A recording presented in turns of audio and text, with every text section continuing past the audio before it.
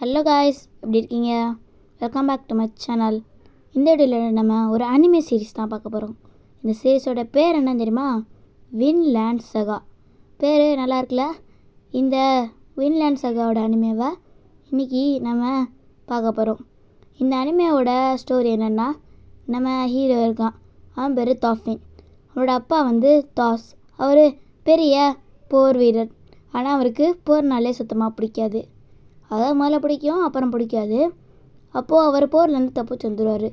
அதுக்கப்புறம் அவங்க அப்பாவோட ஆட்களே அவங்க அப்பாவை ஆள் வச்சு கொண்டுருவாங்க. இதனால் நம்ம ஹீரோ செம்ம கடுப்பாகி அவங்க கொண்டவனை பழி வாங்குறது தான் இந்த அனிமையோட ஸ்டோரி. அது மட்டும் இந்த அனிமையோட ஸ்டோரி இல்லை. வின்லேண்ட் அப்படின்னு இடம் இருக்குது. அந்த இடத்துல கைதியாக யாரும் இருக்க மாட்டாங்க, அடிமையாகவும் இருக்க மாட்டாங்க, சந்தோஷமாக இருப்பாங்க. அப்படி ஒரு இடம் இருக்குது, சரியா? அந்த இடத்துக்கு நம்ம ஹீரோவோட அப்பா ஒன்று ஆசைப்படுறாரு. ஆனால் அந்த இடத்த கண்டுபிடிக்கிறது ரொம்ப கஷ்டம். இதுக்கு முன்னாடி நம்ம ஹீரோட மாமா அங்கே போயிருக்காரு. நம்ம ஹீரோவோட மூதாதையர்கள் இருக்காங்கல்ல, இவங்க எல்லாமே முன்னாடி வாழ்ந்து வந்த ஒரு பெரிய அரக்கர் ராஜா. அவன் இப்படி தான் இருக்கான். அவன்கிட்டருந்து தப்பிக்கிறன்னு ஒரு வடக்கில் இருக்க ஐஸ்லாண்டில் போய் வாழ ஆரம்பிச்சிட்டாங்க. ஸோ அவங்கள கொல்றதுக்காண்டியே அவங்க படையெடுத்து வராங்க. இப்போது இங்கே போர் நடக்குது. நம்ம ஹீரோட அப்பா கொண்டான்ல, அவன் கூடவே நம்ம ஹீரோ இருந்து அவனை கொல்றதுக்கு ட்ரைனிங் எடுக்கிறான். ஸோ இதுதான் இந்த அனிமையோட ஸ்டோரியும் கூட. இதோட எண்டை நீங்கள் பார்க்கணுன்னு நினச்சிங்கன்னா இந்த சேனலை சப்ஸ்கிரைப் பண்ணி வச்சுக்கோங்க. அப்போ தான் என்னாலேயும் உங்களோட சப்போர்ட் மூலயமா எல்லா எபிசோடையும் சீக்கிரமாக போட முடியும். சரி வாங்க, இப்போது எபிசோட் ஒன்றுக்குள்ள போகலாம். ஓப்பன் பண்ணால் ஒரு அமைதியான இடத்த காமிக்கிறாங்க. இதுதான் வின்லேண்ட். இதில் நம்ம ஹீரோட அப்பா படுத்து கிடக்கிறாரு. அப்போது அவர் எந்திரிச்சு அப்படியே பார்க்குறாரு. 10 தூரத்தில் அவங்களோட ஒய்ஃபு அவரை கூப்பிட்றாங்க. அவரும் கூப்பிட போவார். பார்த்தா கீழே என்னமோ சத்தம் கேட்குது. பார்த்தா இது எல்லாமே கனவு. அவர் ஒருத்தன் கொல்ல வருவான். இப்போது இவங்க எல்லாருமே ஒரு போரில் இருக்காங்க. அப்போது அவர் ஒரு அரக்கர் மாதிரி சண்டை போடுவார், நம்ம ஹீரோட அப்பா தாஸ். அப்போது அங்கே உள்ள எல்லாரையுமே சராமரியாக விட்டு போயிட்டுருப்பார்.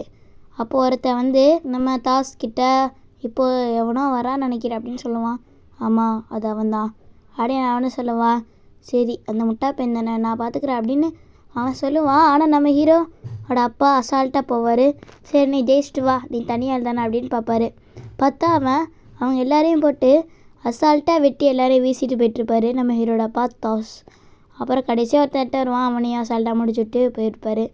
இப்போ பனிமழை பெய்யும். இப்போ அவனை குத்திருப்பார்ல, அவனை அங்கேயே சாடிச்சிருவார். அப்புறம் சொல்கிறான், அவன் என்னை மன்னிச்சிரு அப்படின்னு சொல்லுவான். இதுக்கப்புறம் அவரும் அங்கேருந்து கிளம்பலான்னு பார்ப்பாரு. பார்த்தா ஒரு குரூப் அவரை அட்டாக் பண்ண ஆரம்பிச்சிடும். அவரை தண்ணியில் இழுத்துட்டு போய் அவன் அட்டாக் பண்ணுவான். அப்போ அவனோட ஸ்டாரை எடுத்து அவனை அடிப்பார் நம்ம அப்பா. அதுக்கப்புறம் அந்த ஸ்வாடை கீழே போட்டுட்டு அவர் போரில் இருக்க விருப்பம் இல்லாமல் அங்கேருந்தே வெளியே போயிடுவார். சொன்னல அவருக்கு போரில் இருக்க விருப்பம் இல்லைன்னு, அது இப்போ தான் நடக்குது. சரின்னு அவரும் அங்கே தூரத்தில் அந்த போரோட எல்லாத்தையும் பார்த்துட்ருப்பாரு. அங்கே தீ பற்றிட்டுருக்கோம். இங்கே ஒரு அமைதியான இடத்துல நம்ம ஹீரோ தண்ணியை எழுதிட்டுருப்பான். அவனோட 2 குடத்துலையுமே தண்ணியை நிரப்பியிருப்பான். இவன் தான் தாஃபின், நம்ம ஸ்டோரியோட ஹீரோ, சரியா? இவன் அப்படியே போயிட்டுருப்பான். இங்கே மற்றவங்க எல்லாரும் அவங்கவுங்க வேலையை பார்த்துட்ருப்பாங்க. இப்போ அவனும் அந்த தண்ணியை கொண்டு போய் அவன் இருக்கல கிலோ ஊற்றிடுவான். இதுக்கப்புறம் ஊற்றுறேன்னா அவங்க அக்கா சொல்லுவாங்க, நீ போய் ஆட்டுக்கு தீவனம் போட்டு மாட்டுப்பாலை கறந்துரு அப்படின்னு சொல்லுவாங்க.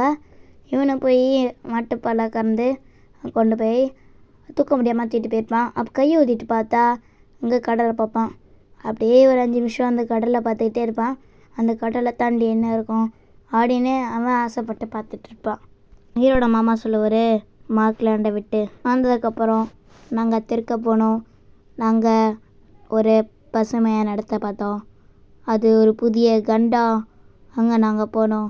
அது கண்ணு கெட்டுற தூரம் வரைக்கும் பச்சை பசையாக இருந்துச்சு. காய்களும் கறிகளும் எல்லாமே காய்ச்சி கொழுங்குச்சு அப்படின்னு அவனோட மாமா சொல்லுவார்.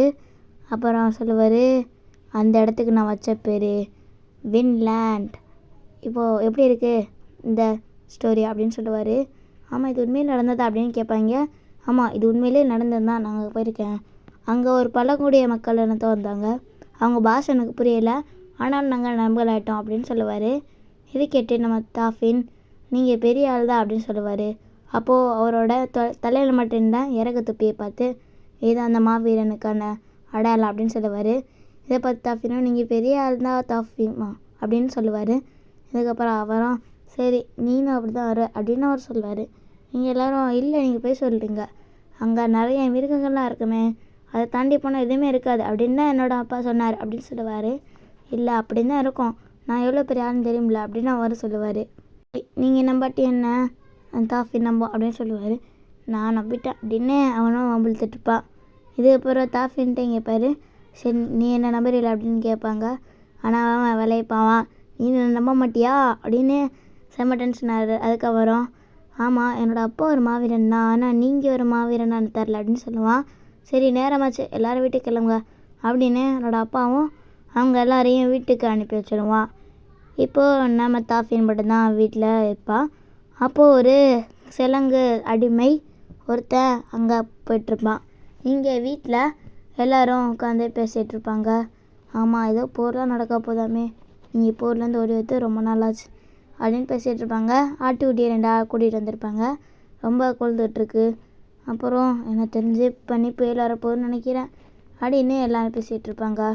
எனக்கு ரொம்ப பதட்டமாக இருக்குது புயல்லாம் வரும்போல அப்படின்னு அவனோட லீஃப் மாமாவும் சொல்லிகிட்ருப்பாரு. எனக்கு பனி புயல் வர்றது பொறுத்து எனக்கு கவலை இல்லை என்ன தெரிஞ்சு அப்படின்னு சொல்லிகிட்டு இருக்கும்போது நம்ம ஹீரோட கனவுல அவன் கப்பலில் போய்ட்டுருப்பான்.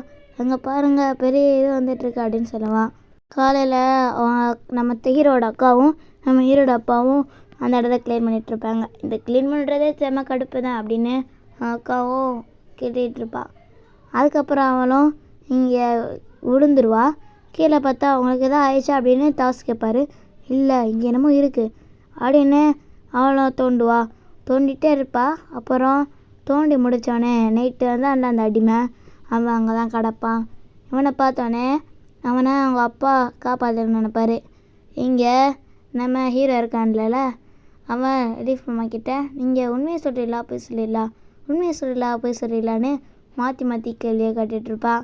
நீ என்னமோ பண்ண, அங்கே இருக்கு பாரு அந்த கப்பல், அந்த கப்பலை தான் அவங்க அப்பா எடுக்கவே மாட்டேங்கிறாரு, அந்த கப்பலில் தான் எல்லோரும் போர் போவாங்க அப்படின்னு அவரோட அப்பா மாமாவும் சொல்லுவார். இதுக்கு அவனும் அப்படியா அப்போ நான் எடுத்துகிட்டு போவேன் அப்படின்னு சொல்லுவேன். அப்புறம் அவனும் நாங்கள் பனிக்கு இடையிலலாம் மாட்டிக்கிட்டோம், அப்போது யாருமே சாப்பாடு இல்லை, அப்போது நாங்கள் அப்படியே நடந்தே போயிட்டுருந்தோம், நிற்கவே இல்லை, கடைசியில் திரும்பி பார்த்தா நான் மட்டும் தான் நடந்து போயிட்டுருந்தேன் அப்படின்னு அவரும் சொல்லுவார். இவ்வளோ கஷ்டம் இருக்கா கடலில் அப்படின்னு நம்ம ஹீரோவும் கேட்பான். இன்னும் நிறைய கஷ்டங்கள்லாம் இருக்கதான் செய்யுது அப்படின்னு லீஃப் மாமாவும் சொல்லுவார். இதுக்கப்புறம் அந்த அடிமையை தூக்கிட்டு போய் வீட்டில் அவங்க அம்மா கிட்ட காமிப்பாங்க. இப்போ அவன் மேலே துணியை போட்டு அவனை அழுத்துன்னு அழுத்துவாங்க. அவன் ரொம்பவுமே அடிபட்டு ரொம்பவுமே வதை செய்யப்பட்டிருப்பான். அப்போ அவரும் அவளை நெஞ்சு அழுத்திட்டே இருப்பார். அவன் யார், அவன் இறந்துட்டான்னு நினைக்கிறேன் அப்படின்னு எல்லோரும் சொல்லிகிட்டு இருப்பாங்க. அப்புறம் அவரும் எவ்வளோ அடுத்து பார்ப்பார். ஆனால் எனக்கு எதுவுமே ஆகிருக்காது. இங்கே அவனோட லீஃப் மாமாவும் சரி நீ கடலுக்கு போகிறனா போகாமல் எனக்கு அதை பற்றி ஒரு கவலை இல்லை அப்படின்னு அவர் சொல்லுவார். நீ கடலுக்கு போகிறது நல்லதான், ஆனால் அங்கே நிறையா படைகள் தளபதிகள்லாம் இருந்தாங்க, அதில் உங்கள் அப்பா ஒருத்தர் தான், ஆனால் உங்கள் அப்பாவுக்கு அங்கே இருக்கிறது பிடிக்கல, நல்லா வந்துட்டார், அந்த அரசன் ரொம்ப மோசமானவன் அப்படின்னு அவர் சொல்லுவார். நம்ம ஹீரோவும் இதெல்லாம் கேட்டுட்ருப்பான். அப்போது அவன் கேட்பான் நம்ம முன்னோர்களை ஓடி வந்தாங்களா அவங்க அப்படின்னு கேட்பான். ஆமாம் அப்படின்னு அவரும் எதுவுமே சொல்லாமல் அப்படியே இருந்துருவார். இதுக்கப்புறம் அவனை வீட்டுக்கு ஓடி போவான். வீட்டுக்கு வந்து பார்த்தா அந்த அடிமை இருப்பாள். இவர் யார் அப்படின்னு நம்ம ஹீரோவும் கேட்பான். இவருக்கு அடிபட்டுருந்துச்சு, அதனால தான் வேற கூட்டிகிட்டு வந்து வர எழுப்பிட்டுருக்கோம் அப்படின்னு சொல்லுவார் அவங்க அம்மா. இவன் யாரோ எனக்கு தரல அப்படின்னு அவங்க அக்காவும் சொல்லுவாங்க. இதுக்கப்புறம் அவனுக்கு லைட்டாக முழிப்பு வந்த மாதிரி இருக்கும். எனக்கு பயமாக இருக்குது, என்னை எங்கேயா கூட்டிகிட்டு போயிருங்க அப்படின்னு அவனும் சொல்லிகிட்டு இருப்பான். இல்லை என்னை எங்கேயா கூட்டிகிட்டு போயிருங்க, நான் எங்கே இருக்கேன் அப்படின்னு கேட்டுகிட்டே இருப்பாள். அதுக்கு அவரும் நீ வின்லேண்டில் இருக்க ஒரு பசுமையான இடம் அப்படின்னு சொல்லுவார். அங்கே கைதிகளே இல்லை, அடிமைகளே இல்லை அப்படின்னு சொல்லுவார். அப்புறம் திரும்பவும் வந்துட்டான், பிரச்சனை பண்ணுறான் அப்படின்னு சொல்லுவாங்க. பார்த்தா ஒரு முட்டா பையன் மாதிரி எடுத்து வந்திருப்பான். இவன் டாஸை கூப்பிடுங்க அப்படின்னு சொல்லியிருப்பான். இப்போ அவனும் அந்த இருப்பான். சங்கிலி தான் எல்லாத்துக்கும் காரணம், சங்கிலியை வச்சு தான் எல்லோரும் சண்டை போடணும், கழுத்தில் இருக்கிறது தங்கமோ வெள்ளியோ இல்லை சங்கிலி அப்படின்னு ஒருத்தன் சொல்லுவான்.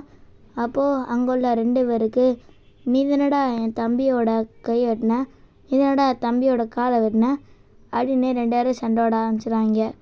அப்புறம் 2 பேருமே சண்டை போட ஆரம்பித்தோடனே அவன் சங்கிலி வச்சு அவனை அங்கேயே சரியாக நட்டி அடித்து அவனை கதற வச்சுருப்பான். எல்லாம் பார்த்துட்டு அவங்க எல்லாரும் பயந்துருப்பாங்க. சரி, எல்லாத்துக்கும் காரணம் சங்கிலி தான் திருப்பு கொடுக்கும் அப்படின்னு சொல்லுவாங்க. எல்லாத்தையும் நம்ம ஹீரோட அக்கா கடுப்புலையே பார்த்துட்ருப்பா. இதுக்கப்புறம் அங்கே அந்த கைதி இருக்கான்ல, அவன் வின்லேண்டில் இருக்க மாதிரி நினச்சி பார்ப்பா. அப்போது அங்கே இருந்தால் நல்லா இருக்குமா அப்படின்னு அவன் கேட்பான். ஆமாம், அங்கே எல்லாமே நல்லாயிருக்கும் அப்படின்னு அவர் சொல்லுவார். அப்புறம் அவருக்கு பேச்சு மூச்சே இருக்காது. இப்போ அவனும் கண்ணை திறந்து பார்ப்பான். நம்ம தாஃப்ஸ் இருக்கதா பார்ப்பான். கழுத்தில் சங்கிலி இருக்கிறத வச்சு கண்டுபிடிச்சிடுவாங்க. இவன் ஒரு கைதி, தப்பிச்சத்து கைதி அப்படின்னு கண்டுபிடிச்சிடுவாங்க. இதுக்கப்புறம் அவனும் நான் அவனுக்கு அடைக்கலம் கொடுக்குறேன் அப்படின்னு அவனும் சொல்லுவான்.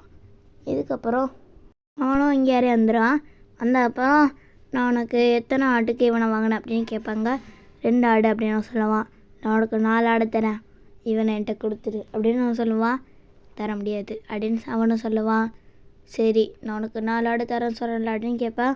தர முடியாது அப்படின்னு அவனும் கூட்டத்தில் இருக்க சொல்லுவான்.